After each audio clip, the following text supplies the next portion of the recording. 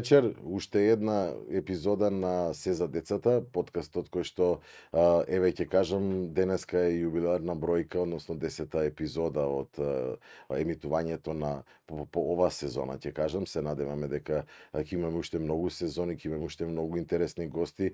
Токму вечерва баш и заради тоа јубиларна бројка избрав човек со огромно искуство, еден од видните личности и познатите доктори кои што се во офталмологијата. Ние сепак ќе говориме за децата, се за децата ни нашиот, како да кажеме, нашата максима која што навистина благодарение на вас постои и заради родителите на кои што навистина им ги даваме овие корисни совети кои што секогаш ќе им се потребни. Затоа зашто наведуваме стално дека едукацијата прва и основна работа која што младите родители малку им недостасува, но сепак сме ние тука како стручни лица да ги дадеме вистинските совети. Токму поради тоа вечерва во моето студио е професор доктор Каролина Бужаровска-Блажевска.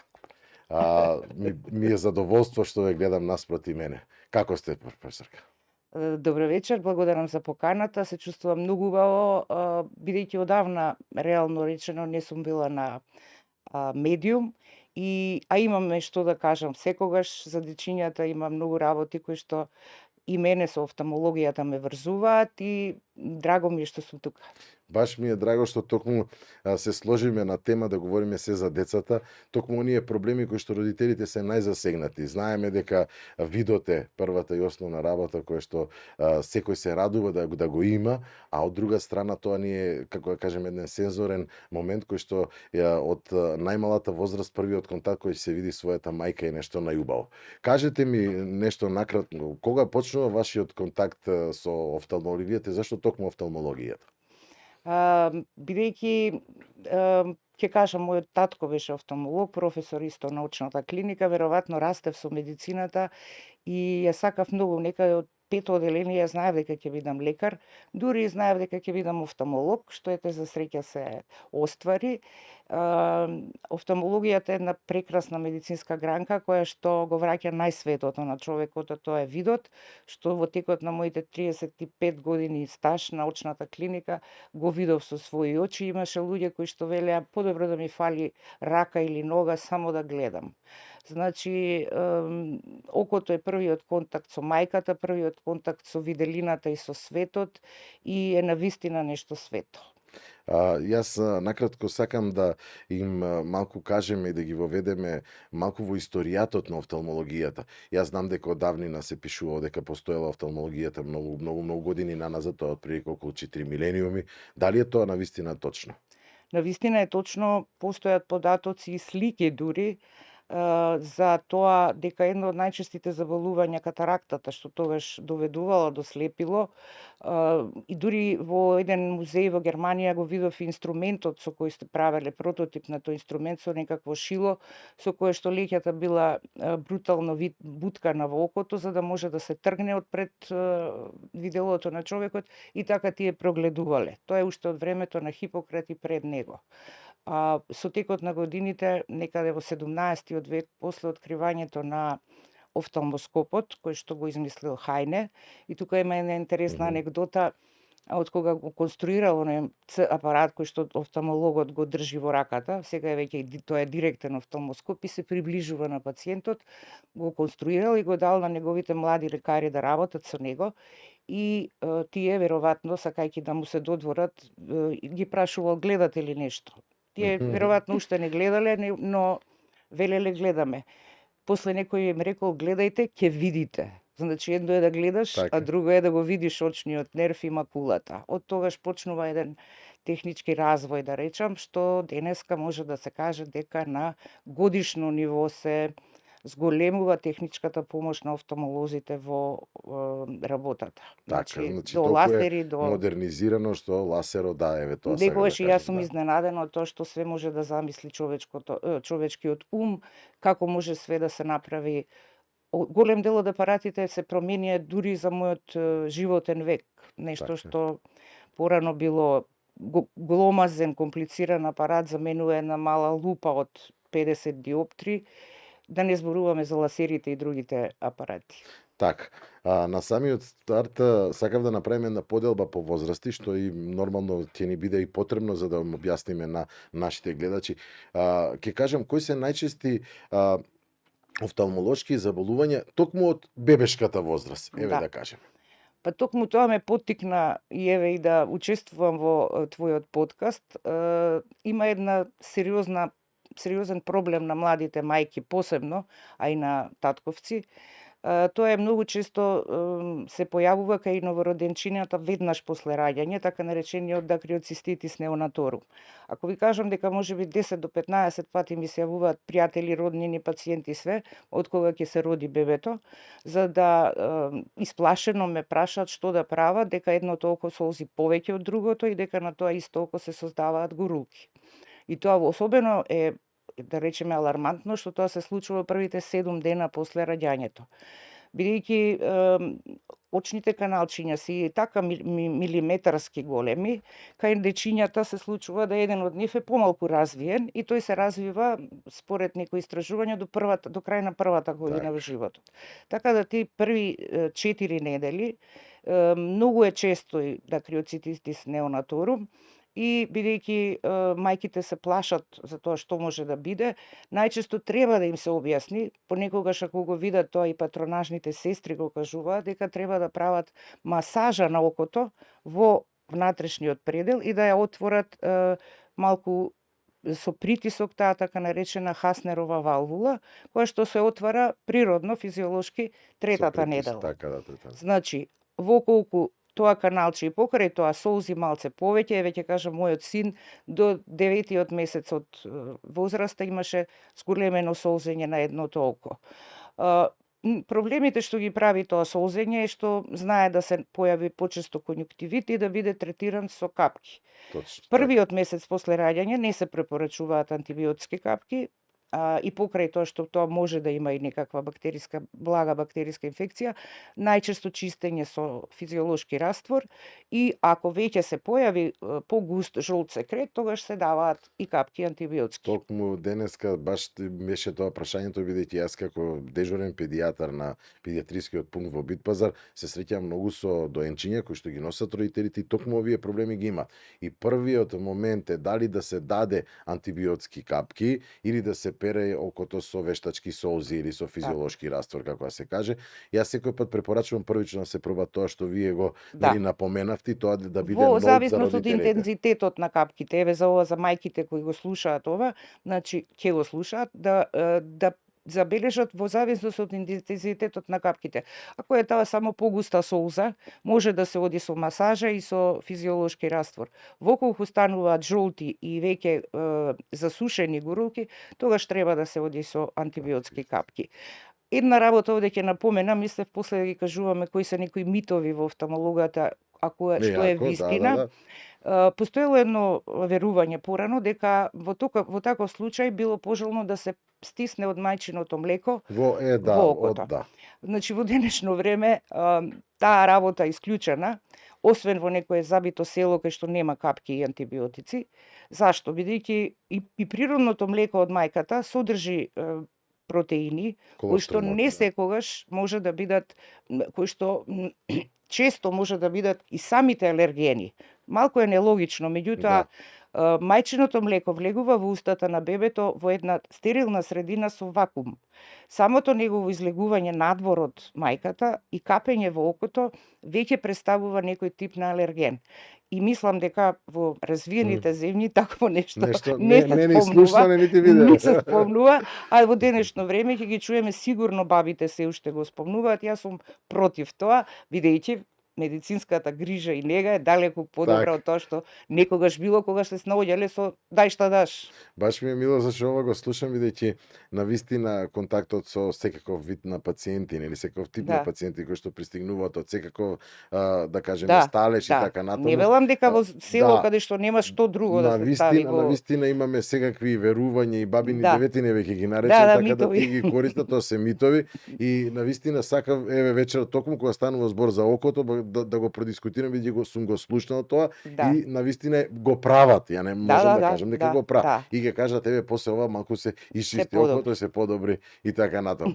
Ајде да освен кои се други вродени заболувања? Значи, освен дакриоциститис неонаторум, некогаш, само да кажам уште крајот, што може доста драматично да изгледа, меѓутоа за среќа ретко се случува, може да отече созната жлезда, која што е созната циста, која што е тука некаде, да се направи една црвена болна маса и кај бебенце старо од 2-3 недели, која што наполнила гној внатре и тоа веќе треба посериозно да се третира, значи да се дадат антибиотици, за да не се прави порадикално инцизија, мала инцизиичка, се оди со системска појака доза на антибиотици.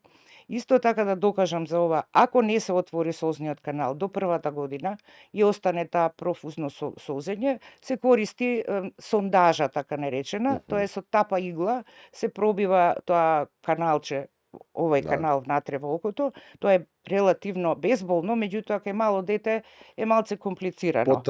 Потрауматично. И воколку не прави проблем тоа созење, ако се тоа чисти сози, мајките треба да бидат стрпливи и да причекаат да детето малку порасне и тој се отвори. Бидејќи стварно е малце тоа агресивна таа сондажа, еве ја не сакав да му ја правам на син ми, после година дена, после 13-12 месец созниот канал спонтано се отвори. Меѓутоа, велам, ако случајно се јавуваат чести инфекции, тоа ше тоа неминовно и потребно. Се јавуваат често јачменчиња кај бебињата и до втората година, заради запушување на лојните жлезди на капаците, и на горниот и на долниот. Тие мора да се третираат со масти, со капки и најчесто со блага масажа и со топлина се издренираат. Тие се најчестите вродени. На капаците постои некогаш, сега се тоа ретки работи, поспуштени капачиња. Станува проблем, сум видела, не се многу малку, еднострана птоза. Тоа е често естетска работа и некаде до третата година воколку не се исправи, тогаш се прави хируршки зафат со кој што се подига тој мускулот што го дига капакот. Иначе од вродените работи што се вака да речам сериозни, а среќа ретки, е вроден глауком. Значи, детето веднаш после раѓањето се гледа со големи очи, со големи корнеи, значи тоа се вика буфталмус, значи тоа веќе во родилиштето најчесто се приметува, не може да се пренебрегне и тоа веднаш се испраќа на субспецијалистичка офталмолошка служба и тоа би требало веќе веднаш да се почне со третман, дури некогаш имам оперирано и 4 бебиња на возраст од 2 до 3 недели. Едните беа близнаци, ми се чини, за да се направи хируршка интервенција со која што се ќе направи вештачки пат на тој зголемен очен притисок, за да падне очниот притисок и да може, да речеме, долг период окото да ја задржи својата големина. А дали тие бебиња подоцна продолжуваат да примаат терапија за глаукома? Да, апсолутно тие продолжуваат да примаат терапија, бидејќи окото, детското око, човечкото око расте од првата до 12-тата година со една голема прогресија, потоа има уште малку споро растење за да го постигне својот максимална димензија, физички димензијата некаде до 18-тата година, за да и во тој период веќе рачунаме дека голем дел од да речам болести што се очекуваат со одредена возраст да бидат стабилни. Така. Јас, бидејќи идеме кон една возраст која што од 1 до 3 години, сакам да прашам едно многу интересно прашање, бидејќи тогаш во тој период бебињата се најинтересати, па ќе кажам на сите, и од роднини, и од баби, и дедовци и така натаму. Дали е препорачливо, вие како стручно лице, дали препорачувате да има толку тоа гушкање, контакт со детето, поготово очите кои се засегнати да го бацуваат во очи? Морам да го прашам тоа, бидејќи сакам да им објаснам на родителите дека тој контакт е непотребен до толку да се остварува.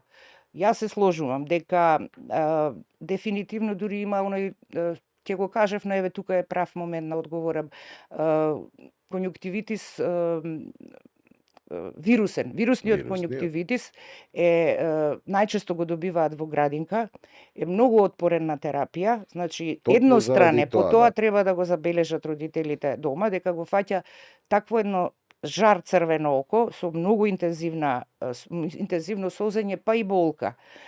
често конјуктивитите се обострани. Меѓутоа овде трае подолго време едностран и тоа е многу заразен, контагиозен е и затоа се препорачуваат на родителите тогаш да направат посебна перница, пешкир, крпа, за бацување и гушкање не станува збор. Бидејќи никогаш не се знае кој тип на конјуктивитис може да биде, затоа и обично бабите или родителите што се најчесто околу нив, ако се јават со интензивен конјуктивитис, веднаш ги прашуваме дали имаат бебе во околината или дете во градинка. Затоа од една страна, и ова сакав да го спомнам, од дома го мислев, од една страна младиве родители стануваат некако многу сезнаечки, се знаат и многу малку Google и Gemini, Google и доктор Google и доктор све, и не ги слушаат советите на постарите, на бабите, на свекрвите, на мајките, на сите, мислејќи дека докторот ќе им каже се. Некогаш треба да се послуша и постар човек дома. Благодете некој од секој да има некоја баба. А порака до бабите да си го знаат местото, до каде смеат да се мешаат и да кажуваат колкава ќе била температурата, со што ќе капеле и така натака. Меѓутоа, за гушкањето и бацувањето, а сега веќе после короната, сите сме свесни дека до 3 години детето е многу подложно на секакви инфекции и по можност да биде заштитено од такви премногу контакти. Така, значи тоа е у таа возраст што може, значи првичниот аларм е веднаш да се јават на очен лекар. На очен лекар, да. Затоа што добро е што матичните лекари ги третираат, па дури и децата, нели, многу често, затоа што не може да се стигне до офталмолог сега, па и реално е ситуацијата, има малку дефицит на офталмолози. Имаме воопшто на сите струки имаме, и имавме доста работилници, симпозиуми, семинари во кои што се договоривме да не се оди никако со кортикот, со капки со кортикостероиди, пошто тие многу одма ќе го смират окото. Ви благодарам, тоа сакав да го прашам дали кортикото го оправдува. Да, тоа со матичните лекари и со педиатрија се знае веќе, тоа е расчистено, може со антибиотски капки, тие не се толку, да речам, не ствараат толкава резистенција како оваа кампања да не се даваат антибиотици и така натаму. Да, овие капки се даваат многу поретко, значи еден конјуктивит ќе се случи еднаш годишно ако се случи, а ако се случува почесто, тогаш обавезно се прави бриз, за да се види дали е некоја резистентна бактерија која што не можат да ја излечат со една врста капки.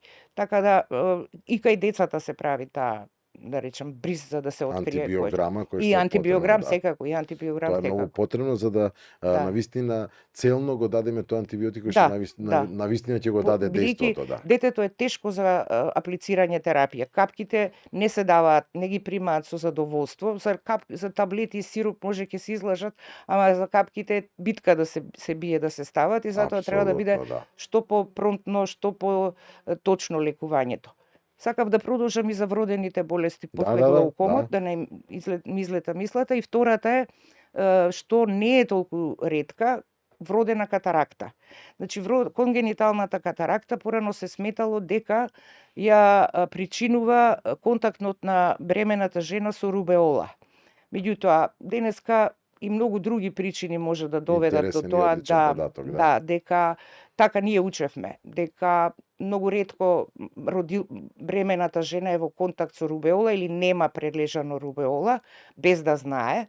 Така да има многу причини поради кои може да настане, а не се знае точно кои се тие причини, како што и за старачката катаракта точно уште не се знае до ден денес што е тоа што ја иницира, а една од најчестите диагнози и најчести сега веќе не е ни операција, сега е процедура.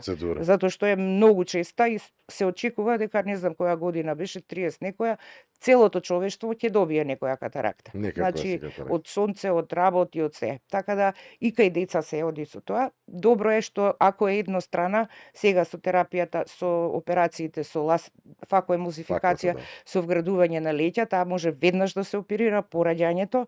И тогаш видот ќе се изедначи на двете очи, значи целта е да бидат двете очи со исти вид, а воколку е обострана, за да речам за видот на детето е подобро, бидејќи тогаш двете очи ќе се оперираат. Точно. Сега веќе нема ништо што е невозможно со оваа технологија Технологија. на работа и диагностика и поедноставување на процедурите, така факор трае 3 до 5 минути, така да и анестезијата кај новороденчето не е веќе толку опасна како што беше порано. Мене ми е прекрасно што и јас имам многу прашања кон вас и емисијата е толку динамична. Да. Имаме до недоглед да говориме. До вечер до Да, 9. апсолутно. Една многу интересна работа што сакав да прашам, а вие сте обучиле толку генерации на идни колеги, поготово нели во делот и на офталмологијата. Што со оние мајки кои што ги раѓаат децата, мајката има инфекција конатална, тоест родилна? Дали има големо влијание и очите страдаат тука? Да, апсолутно. Значи, историски да кажам, во времето кога постоел сифилис, дори тоа се пренесувало преку родилните канали на мајката, па законски, не знам точно до која година, во Југославија било обавезно на новороденчето да му се капне аргентум нитрикум, значи да биде заштитено од инфекцијата. Сега во денешно време, благодарејќи на добрите гинеколози и многу матични лекари, така. тоа е припремата на родилките е одлична, може да се каже на повеќе од европско ниво и многу поретко се јавуваат. Овие што ги напомнав, дакриоциститис неонаторум, конјуктивитис неонаторум, беа многу почести порано, веројатно затоа што не била таква припремата на родилките, сега за среќа се многу намалени. Так. Ќе кажам, децата првично на што треба да отидат, тоа е систематскиот преглед, нели? Да. Што се случува токму на тој систематски преглед, поготово офталмолошкиот преглед? Да.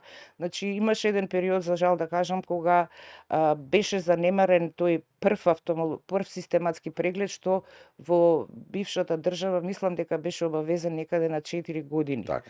Меѓутоа извесен период на години, не знам колку точно, како да тој дел од преглед, од систематскиот преглед изостануваше. Во тој период свативме дека доста од децата не може да забележат од тие посебно до 3 години возраст дека едното око е послабо. Така се родени. Тоа е еден исто голем проблем на мајките и минатата недела имав телефонски повик од еден пријател кој што рече мајката е во шок, го однела детето за преглед за прво оделение и колегата и рекол дека детето има само едно око кое што гледа, дека другото тотално не гледа. Таа амблиопија е малку незгодна како диагноза и затоа се прават сега систематски прегледи веќе на 4 години, се прават проекти, помагаат разни здруженија да се оди по градинки и со било каква помош да им се провери окот на дечињата дали е ист на двете очи.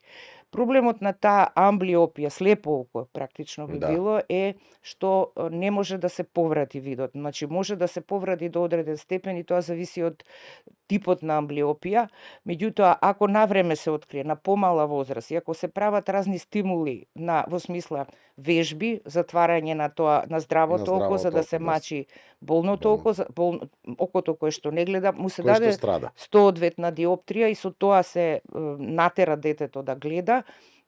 Има можност да се поврати барем неколку реда повеќе да гледа детето, затоа што 100% не се повраќа. 100% многу тешко. Ако било освен таа мала послаб вид, тогаш тоа се избалансирува.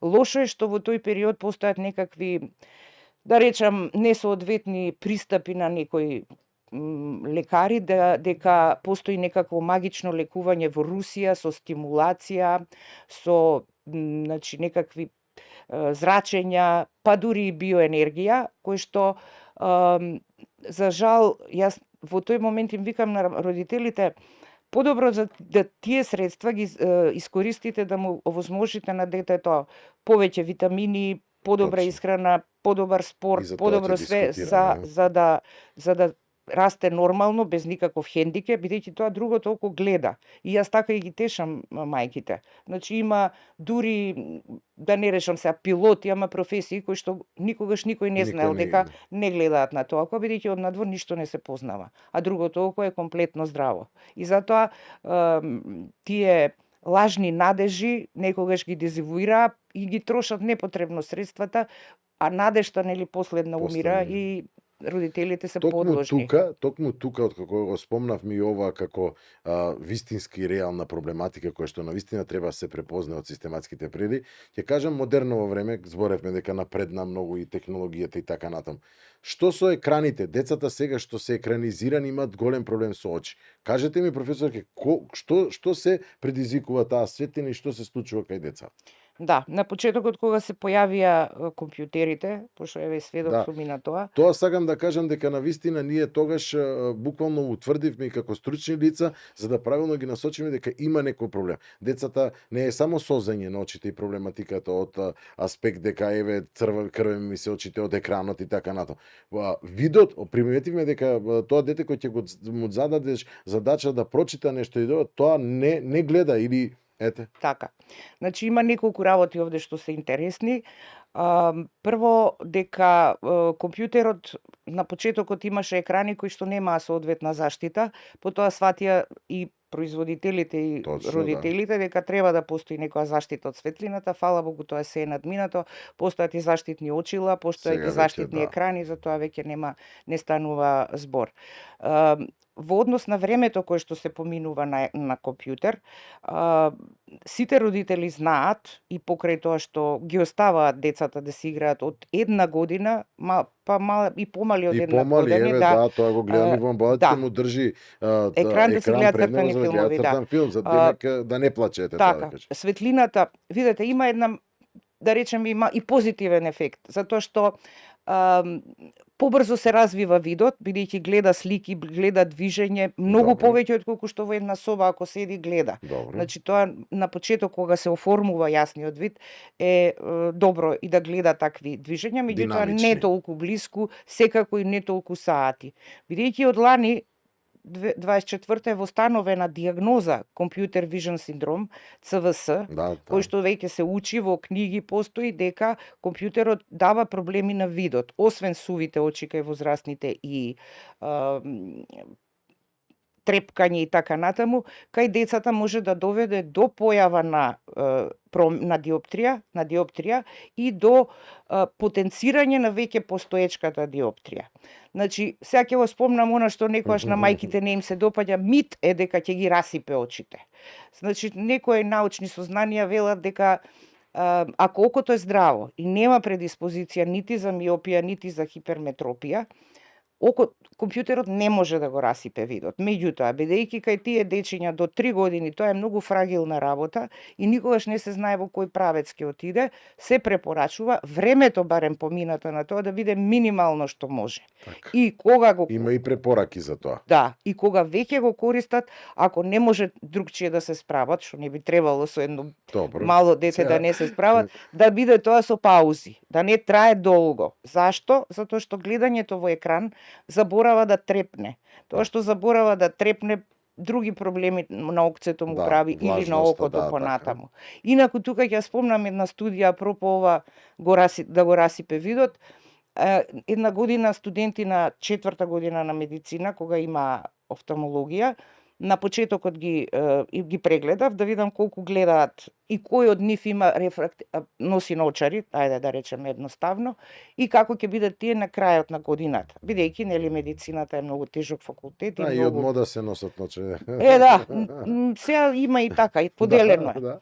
И на крајот на годината излезе дека повеќе од 40% им се зголемила диоптријата. Значи, тоа може да е од учењето, значи затоа што е медицина, па и другите факултети, ништо не подценувам, време поминато долго над книга. Меѓутоа посебно сега над миопијата екрани. што е таа што се појавува во пубертетот и школската миопија може да прогредира Ја заради зборнеме дефинитивно, јас Да, мислам, да. тоа ми исто прашање што треба да се дискутира. Така да тие за лекување на Computer Vision синдром, освен очилата, одмор, гледање во далечина, значи се она што е во екран, на мускулот цилиарен на окото му треба да се одмори и затоа на сите им велам и на возрастните кога работите со саати на компјутер, еден период во 1 саат треба да станете од компјутерот, да прошетате, да се свртите еден круг, па макар и низ прозор да гледате, да го одморите тие мускулите кои што го регулираат окото. Тоа ќе ми биде добар нот за мене. Да. Ајде, го спомнавме и тој како битен момент, бидејќи навистина среќавам проблематика не само од оваа средина во која што работам, туку и ги читам сите нови моменти дека навистина CVC-то нели како нов синдром и како појава е многу изразена и дека доаѓа до појава на диоптрија, повеќе се носат наочари, еве да кажеме децата веќе се и Да. по училиштата со Да. наочари, затоа зашто е зголемува диоптрија. Ваша препорака е секој пат да се дадат очилата, Да. за да се сопре тој брз или рапиден, да кажеме, прогрес Апсолутно. Да. нели Да. на Да. цегу наводници на проблематика околу видот. Да говориме за оние, како да кажам, предмалку ги спомнавте состојби кои што се навистина случуваат, а тоа е миопатијата. Што е тоа? Значи, рефрактерни аномалии или аномалии кои што настануваат заради должината на окото. Значи, едноставно речено, Само се кратко извинувам, видов. тие се уште од најмлада возраст, затоа Да, токму тоа да. го да. Значи, човечкото око се раѓа со диоптрија од плюс 4 диоптри. Значи, таа расте и потоа таа 4 диоптри, бидејќи окцето е мало, нели, Мгм. и има многу физика во офталмологијата, особено во овој дел на офталмологијата, што е па особено важна кај децата. Кај возрастните веќе со денешниот третман ласерски више сите ги си минјаат очилата. Меѓутоа во детската возраст диоптријата е многу важна. Зошто? Одма ќе го спомнам на почеток страбизмот. Да. Зошто настанува страбизам? Страбизам настанува затоа што очите се искривуваат заради тоа што имаат неравномерен вид. Онаму каде што е подобар видот, тој мускул е појак, влече и другото око останува попасивно. Овде ќе го спомнам интересно дека многу мајки се плашат од тоа. Има еден транзиторен страбизам и го приметуваат во првите 4 месеци од животот, кога ќе приметат дека очињата не идат равномерно, Бегаат меѓутоа очињата, тоа не шетаат. треба да ги плаши, дека тука им треба на мускулчињата едно 3-4 месеци и после тоа се изедначуваат, односно стануваат очи симетрични. Воколку после тоа забележат дека едното око е поразлично поставено од другото, тогаш е веќе знак за страбизам, тогаш е веќе аларм дека треба да се отиде на офталмолог, и тоа детски офталмолог, бидејќи и тоа е веќе одделено како посебна бранша. Особено, еве сега тука ја ќе ја спомнам, бидејќи се сетив детската ретинопатија на прематурчиња, која што стана заради големиот број на предвремено родени деца. Значи, заради тоа беше потребно да се издвои детски офталмолог кој што се бави со таа патологија за проверување на секое предвремено родене детенце, дали заради седење во инкубатор може да добие некаков проблем на очите. Ќе се вратам само на страбизмот, затоа што трите аномалии на вид, миопија, кратковидост, тие носат минус диоптер. Хиперметропија, далековидост, носат плюс диоптер, за да полесно разберат тие што слушаат, и астигматизам, кој што значи искривување на видот. Тие може да немаат диоптер за далеку и за блиску, меѓутоа ги гледаат предметите искривени. Бидејќи се јавува неправилност во диоптрите на двете очи, се јавува страбизам. Страбизмот, ако не биде решен видот, секогаш кога ќе дојде дете со страбизам да се лекува, мора да му се дадат прво исправни наочари. Да се третира некојаш и подолго време, година дена, да се воспостави бинокуларен вид. Значи, за да гледаат децата бинокуларно, да ја имаат третата димензија, мораат двете очи да гледаат исто. Ако едното е послабо, ја губи бинокуларниот вид, тродимензионалниот, да речеме, вид, и тој не може да го допре се што е над ниво во нашите тестови. Среќа постојат такви тестови и среќа постојат наочари, веќе и за дечиња од 9 месеци, и многу ми е драго што сега ги гледам дека и родителите го прифаќаат и од пониски средини, социјални, да речам, и од повисоки, зашто понавреме да се воспостави нормален вид. За среќа се губи стигмата, значи тоа е. Да, тоа сакам да речам, и може и ќе забележите и вие бебиња со дебели наочарчиња во количка, што значи дека родителите се грижат и знаат веќе дека нешто мора да се направи со тоа, дека не може да се занемари, затоа што на долга стаза ќе даде големи проблеми. Прво во видот, а после и во пубертет и во естетиката. И се потешко ќе се решава тоа. Точно. Околу главоболката како симптом. Многу родители кои ќе дојдат и прво кажуваат дека нивното дете манифестира болка. Главоболка, која што не значи дека мора да ги трие очињата па да има, него ме боли главчето, ме боли главчето. Нормално јас како педијатар првата препорака е да се јави на офталмолог. Зашто се јавува таа главоболка? токму во континуитет на овие рефрактирни аномалии, затоа што детето некогаш и не знае дека не гледа. Значи, дури и многу матно да гледа, детето, да речеме сега до 4 години, кога не му е точно разјаснето што. Мада тоа се поретко се случува, бидејќи сега со телефоните и родителите гледаат дека не гледа. Кога ќе го приближи точно. телефонот на ваква, одма е аларм. Порано не можеле толку да забележат додека детето не се пожали или порано се лепеат до телевизорот. Сега многу порано забележуваат дека нешто не е во ред.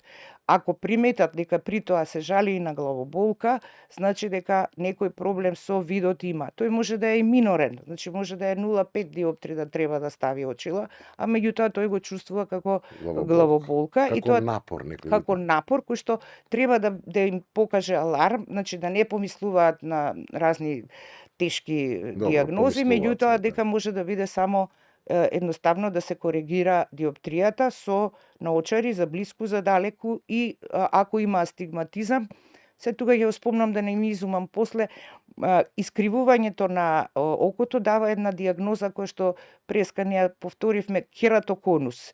Кератоконусот се јавува во пубертет кај машките, почесто. Постои кај девојчиња. Тоа значи искривување на окото, значи окото веќе не е вака сфера, него станува испупчена во средината. И тоа е кератоконус, нели добива око на конус, тогаш расте диоптерот на детето, веќе е возрасно дете тоа, и веднаш треба да се направи давање на диоптрија, порано беше третманот тврди контактни леќи, сега за среќа и кај нас на клиника се прави мала хирушка интервенција со која што се исправа на време. Ако не, порано се правеше дури и трансплантација, тоест кератопластика, кога веќе ќе надмине над 18 години за трајно решавање на тој проблем. Имаме едно интересно прашање, меѓу другите нешто ги спомнаме диагнози кои што се јавуваат токму во таа возраст, детска возраст. Ја ќе кажам шаренилото во едното и во другото око. Едното око има други дамки, мајките стално тоа го прашуваат. Ја морам да ве прашам вас. Одлично, практично прашање, да. Навистина сакам да им објаснам дека и тие стручни лица кои што навистина сакаат да допрат до проблемот и да им објаснат на родителите се спокојни, мора да ги знаат сите работи. Сигурно, и да читаат и да не застанува, нели ние докторите учиме додека сме живи. Што е проблемот таму или тоа не е проблем, него зошто е тоа така? Значи како што постојат кафјави, светлоплави, зелени, потемно кафјави очи, нијансите на бојата со која што се раѓаме, некогаш во почетокот, во првите години од животот, не е идеално избалансирана. Ке видите, особено до 6 месеци сигурно, ако не секоја втора мајка го забележува дека на една светлина окцињата се други, додека не стане стабилен пигментот на ирисот. Значи, ако сте забележале кај бебињата како темно плави се сите очи, за да потоа со миграција на вистинскиот пигмент си го добијат бојата која што ќе има. Значи, плавото око има недостаток од пигмент. Ние ги сакаме повеќе плавите очи, меѓутоа плавото око му фали темниот пигмент, кој што нормално го имаме сите во УВА-та, кај плавите очи е многу помалку изразен и кај нив родителите ги забележуваат повеќе тие неправилности во бојата.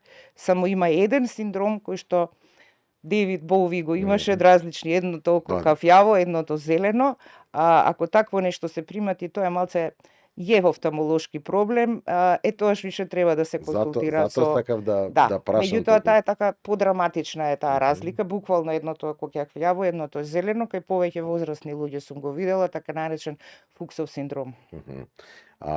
Она што цело време нели го дискутираме, ги споменавме сите оние, да кажеме, дел од проблемите, можам да кажам не сите. Имаме една интересна работа која што мора да вечерва да ја разјасниме. Децата растат. Сите се во игра. Играта е составен дел и е потребен дел од нивниот развиток, како во ментално, така и во физичкото здравје. Кои се најчестите, како вие во вашето искуство досегашно, видени повреди на окото баш токму од таква игра или од тоа што може да настане? За жал можам да кажам дека најтажните и најтешките повреди, иако секој повреда на око е тешка, тешко се преживува и од страна на офталмологот, а несватливо за луѓето дека тоа око треба да се шие, да се става конци и така натаму. Мислам дека според се она што еве сега можам да го сублимирам, има разни интересни повреди, меѓутоа петардите во мојава пракса покажаа дека навистина има разорно дејство на детското око, за жал. Но мислам дека еве сега во последните години дека се води доста рачун за тоа за да не бидат петарди применувани. Најчесто тие неколку повреди беа инфаустни, просто речено, неповратно се оштетува окото. Второ, имаше повреди на деца со молив. При невнимание може со моливот, со црнката од моливот, со врвот од моливот. Друга потешка повреда која што може да даде, иако е вака банална, со топка, силна повреда на топка, колку е топчето помало, толку е потешка повредата, затоа што го удира со голема маса и сила окото, значи тениски топчиња, топче кој што може да удри во окото, може да направи една од најсериозните проблеми. Во окото има отворени и затворени повреди. Ако е окото повредено со цепнатинка, треба да се затвори. Внатре се случуваат крварења и така натаму, една многу немила слика.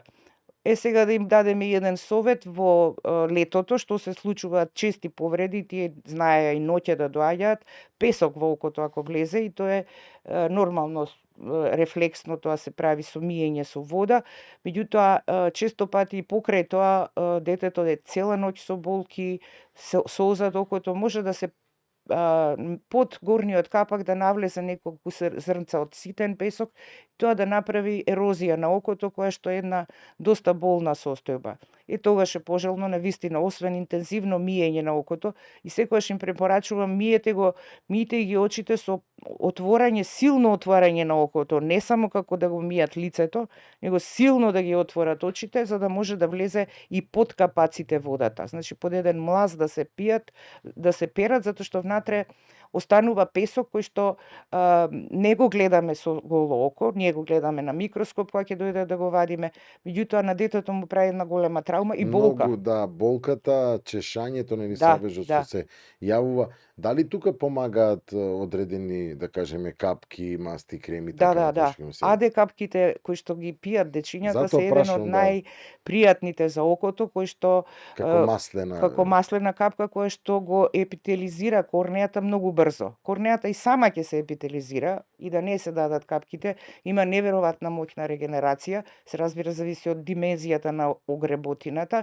Таа е една од најболните состојби, вака побанални состојби, меѓутоа со аде капките и со затварање на окото, тога и со маст. Најчесто превентивно се дава антибиотска маст. Зошто? Затоа што трае подолго време и најчесто ноќе да се обиде да спие подолго време детето, затоа што трепкањето ја провоцира, секој момент ја провоцира таа огреботинка и тоа е неиздржливо. Значи се дава нешто за да се смири, да отспие, еден парацетамол, за да може таа промена да помине. Испомнавме петардите, кои што навистина се, да кажеме, носат катастрофални повреди на окото. Кој од тие такви повреди кои што може да се случат, збориме од ударите, еве при некоја игра или па да кажеме и да се децата меѓу себе, нели, закачкат и така натаму, што повеќе страда? Дали целата сфера на окото или црнката, како што ја викаме, што? Претежно страда предниот сегмент на окото, затоа што се повреди кои што настануваат од невнимание и некогаш детето, иако рефлексот на трепкање изузетно јак наш и тој не штити од секакви повреди, се случува неспремно да биде затекнато окото и да успее да влезе. Значи, со олово од јадица имам видено кај дете, сега 13 годишно риболовец, кој што не сакајќи риболовец, и со не сакајќи ударот од оловото кој што не го видел во окото, направи посериозен проблем со внатрешно крварење. Имам видено можеби не само еднаш од петел колвнато. колвнато од петел во средината на Значи. црнката, кој што заврши со хирушки зафат, затоа што тоа е една прилично длабока остра повреда која што мора да биде затворена механички за да може да се обнови и не само тоа, туку дава понатаму и други компликации. Јас имам видено, затоа сакам да ви спомнам, дете у училиште при тоа дете го често го задевале другите деца и тоа држело пенкал, муствари моливчето, кога го удриле од позади по главата со гумата го има притиснато и мислам дека имаше доста така потешка траума заврши. Тоа направи аблација да го одлепи. Аблацијата, одлепи ретината од играчка плачка и да направи сериозен проблем на окото кој што треба да се оперира. Тоа е операцијата. Родителите од тоа стравуваат, но Да. тоа е реално и првата помош и што треба да се направи за да тоа око се да кажеме спаси. Тоа е значи да се измие со има изумивме и хемиски повреди, значи може прскање на било каква киселина или база. Тоа е доста сериозна повреда која што иако во моментот можеби нема да реагира толку интензивно со плачење и со болка, секогаш е советот да се испере со вода, да се стави нешто антибиотско ако има, ако нема ништо и итно во офталмолошка служба. Имам интересно прашање, бидејќи јас како педијатар се надоврзувам на тоа што треба вие да го решавате подоцна, бидејќи ќе дојдат првично побараат помош. Прскање на парфеми од родителите во очи. Да. Колку е тоа опасно? Па бидејќи парфемите содржат алкохол, не секако дека добива интензивно печење во моментот детето, меѓутоа не можат да направат, да речам, трајно оштетување. Иако тој се измие веднаш, значи интензивно со капење, со плискање во окото. Говориме за помали деца, затоа е. Да, за помали деца. Тука е малку стравот преголем, затоа што прво тоа кратко, ако е под родителска присмотра, тоа веднаш ќе биде измиено.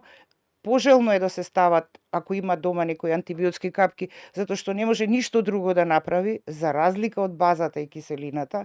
Тоа е многу мал раствор на алкохол, кој што лесно може да се испере и нека не се плашат, не може ништо страшно да направи. Повреда од растенија исто така беше често од овие домашни растенија со врвовите на. Тоа е пострашно отколку парфем да прсне, затоа што тие врвови на некои цвеќиња се дури и отровни и може да направат поголем проблем, може да се невидливи, ерозија, па дури и поголема инфекција, затоа што имаат некои токсични реакции во самото. Па и тоа е хемиска реакција, затоа реков ќе го имав како прашање, еве вие го тие се малку поспецифични и затоа за нив треба поише да се грижат и да отидат на преглед. Ајде, како да кажам, многу имаме да разговараме, но јас сепак сакам да оние прашања кои што ги добив и од гледачите и кои што навистина ги засегаат и пациентите и гледачите, буквално за се што треба се праша, ќе стигнам до една проблематика која не секој пат сакам да ја говорам, но бидејќи сте и хирушка гранка, тоа се туморите на око. Што се чести и морам да кажам, го избрав како прашање за да навистина им објасниме на родителите навистина како да реагираат тие во тој момент и кога да се јават кај самиот офталмолог. Така. Значи, окото е релативно мал орган, меѓутоа составен од доста посложени делови. Иако е содржината на окото во внатрешноста на таа топка е колагенска витреус, стаклесто тело се вика, затоа што сите веројатно ги виделе тие стаклести тела кај риби и кај други животни, внатре може да се создадат тумори. Може да кажеме дека за среќа окото нема огромна плејада на тумори и во детска возраст има само еден тумор кој што е доста специфичен и тежок и за жал дури животно загрозувачки, значи ретинобластом, кој што некаде може да се јави од 3-та година нагоре, кој што имаше повеќе случаи кај нас за жал, кој што се забележува со тоа што оној црвен рефлекс на окото кој што се гледа и на слики и све не е веќе црвен и дури родителите велат чудна е таа, чудно изгледа тоа око. Ретинобластомот може да се каже еден од најтешките тумори за родителите и за самото детенце, што е многу жално, често пати може да се појави и на другото око. Ако биде навремено третирано, се прави енуклеација на окото и се остава здравото око да функционира и тогаш се оди со интензивна терапија во координација со педиатрија да се прима дози на хемотерапија и се што може да се направи за да тогаш веќе Значи, не сепак станува треба и онколошки третман. онколошки третман е апсолутно затоа што прогнозата е доста лоша и да речеме векот на животот има некои проценти на преживување, меѓутоа и со сите третмани нашите пациенти знаеа да отидат и во странство, и во Турција, и во Русија, и во Хрватска, и во Америка. Ако нема лек, нема лек. Не да. значи дека ако ние сме посиромашна земја или медицински несовремена, дека следиме се што е можно да се доведе и го има. Факт е тоа. Затоа што се тоа ретки случаи, има некои нормално третмани што нема никаква исплатливост нити смисла да ги има кај нас и тогаш ние самите ги испраќаме во повисок медицински центар, бидејќи и во богатите земји, и во Германија и секаде има референтни центри за одредена болест. Не може во секој регион или во секој кварт да има постои, за секоја болест. За оваквите болести си постојат референтни центри, детски центри кои што ова го третираат на најсовремено можно ниво. Овде само ќе додадам дека кај возрастните тоа е малигниот меланом на окото, кој што исто така е доста тежок, знаат пациентите све што има во дијагноза малигнум се знае што е. Малигниот меланом особено е една потешка дијагноза која што па за среќа има се повеќе добра прогноза. Се прават парцијални отстранувања на меланомот, се прават имплантации на радиумски пломби внатре во окото, значи и тоа истото важи и кај децата, да, значи, комплетно модерна, до стем клетки, до сите можни работи, до трансплантации, да се искориста, да може да се она што досега беше незамисливо дека ќе се лечи, како што за мене се за среќа еден голем дел на леукемии што стана во категоријата што има добри резултати, така и во овие инфаустни до скоро време болести, кај нас има веќе и за тоа позитивен третман. Слава на Бога.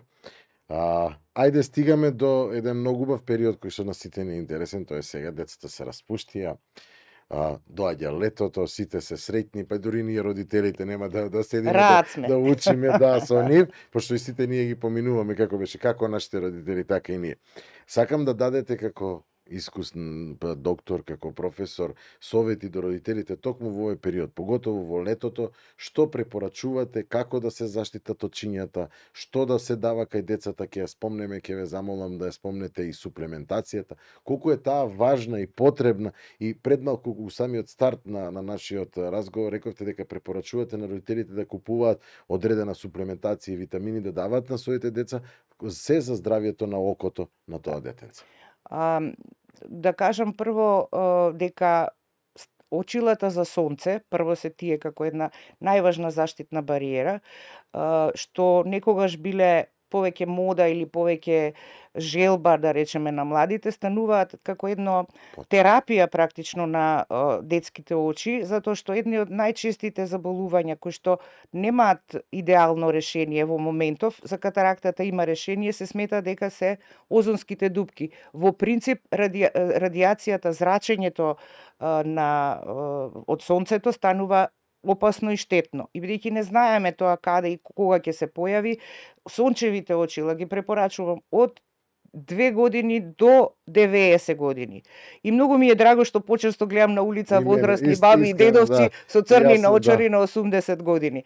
Тоа не значи дека ја следиме модата, меѓутоа ги штитиме очите, макулата која што извонредно нежна.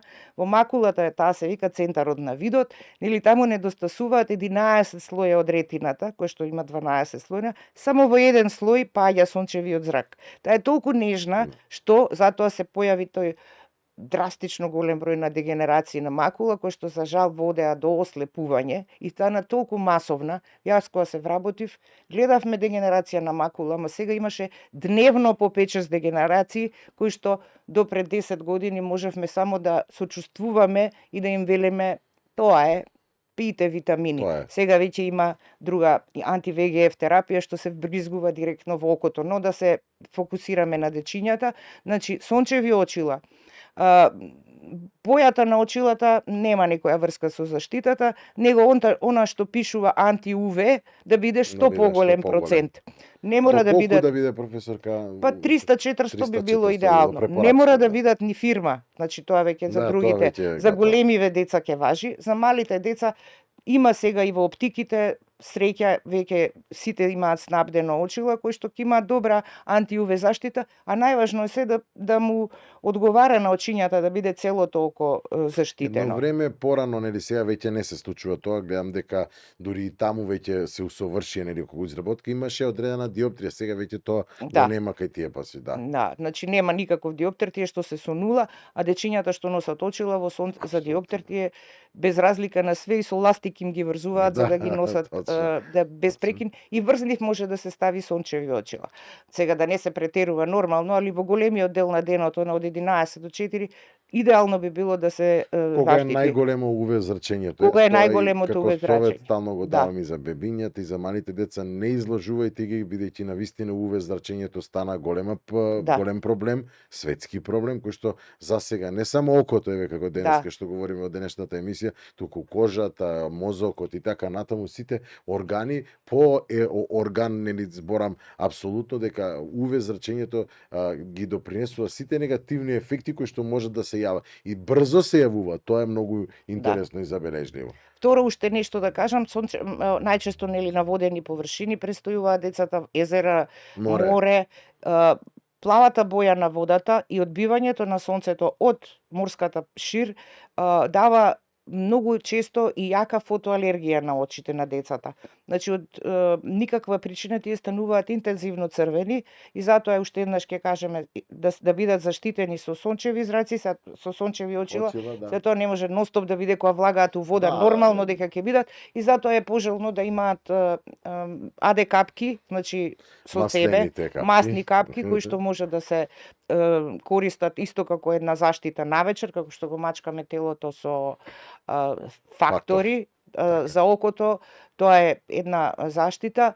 Во текот на целата детска возраст на окото најмногу се разбира помага А витаминот, Д витаминот и останатите витамини, меѓутоа Д и А витаминот во лето јас препорачувам да бидат заменети со риба, значи учете ги децата да јадат што повеќе риба и што повеќе од тие омега киселини да внесуваат, а фала Богу секаде има веќе достапно тоа и најчесто во текот на есента и зимата веќе е потребно поголема додавање на суплементи од групата на Б. Кога расте окото, на дечињава што имаат диоптер, што расте со нивната возраст, има и таква миопија која што може да достигне и до -7, 8, тогаш се дава обавезно во прихраната и во зима и во текот на целата година многу А и Д витамин. Што за среќа летото го имаме природно.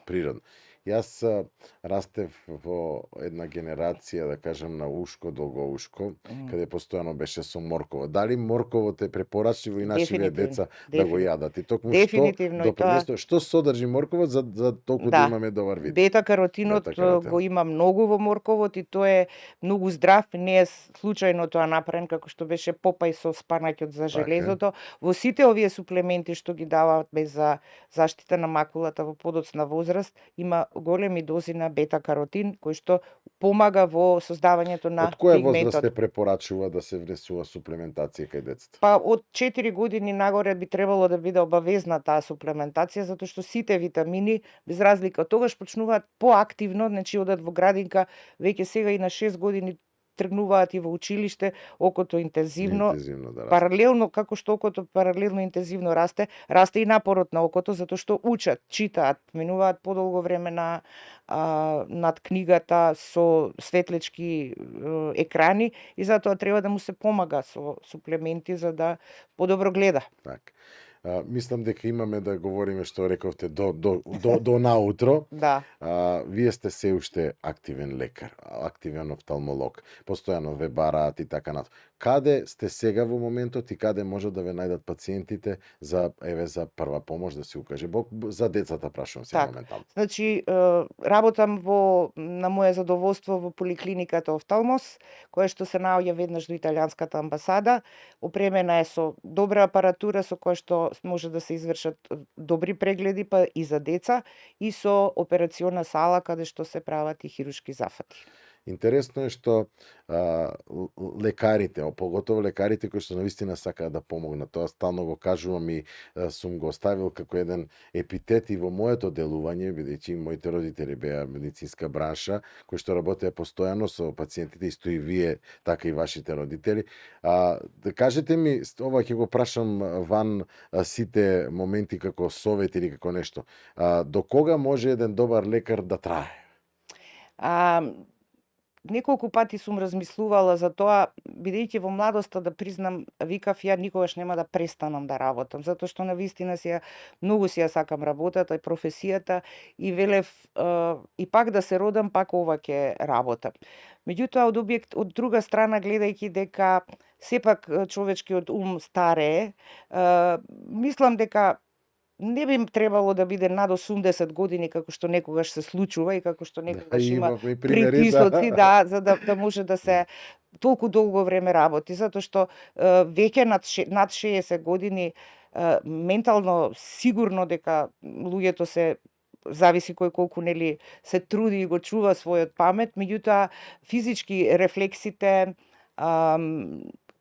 следењето, ја стално викам, следењето на она што е најново во литературата, на сега со ChatGPT, со вештачката интелигенција, малку треба да биде човек критичен и да знае кога е доста. Значи, во оној момент кога ќе забележи дека веќе не може да ги следи најновите трендови. А како расте, да речам, популацијата, како старее, сите сакаат се подобар третман и тоа треба да го прават помлади лекари кои што ќе го знаат тоа најдоброто што може, не дека се знаеме ние и све можеме, меѓутоа има работи кои што галопирачки ја менуваат медицината. Вела дека еден добар доктор треба да остави добри наследници. Така е, тоа е најважно. И тоа е најважното. Мислам дека треба да го следиме тој тренд и понатак. Апсолутно. Уште еднаш ке сум пресреќен што вечерва ми бевте гостин, што опатиме толку многу теми кои што беа навистина интересни и потребни да се објаснат на родителите, бидејќи на нам, а навистина и на младите родители им недостасува едукацијата.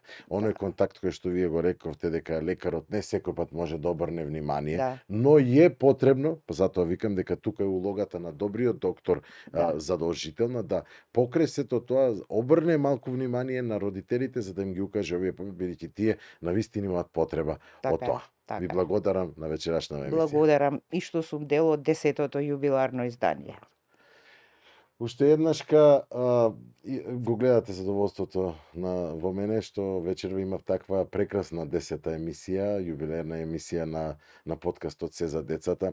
Гледате дека се трудиме секогаш да даваме прекрасни совети, поготово кога станува за она што родителите треба да го слушнат и да го применуваат кај своите дечиња, токму во правец на здрава иднина и градење на здрави потомства. Тие дечиња се нашата иднина и тие кои што нас ќе не представуваат. Стално го кажувам зборот дека децата се огледало на родителите. Значи сето она што ќе го правиме, ние го правиме за нашите деца и токму Се за децата, токму и заради вас постои и ќе продолжи да постои. Ви благодарам уште еднаш.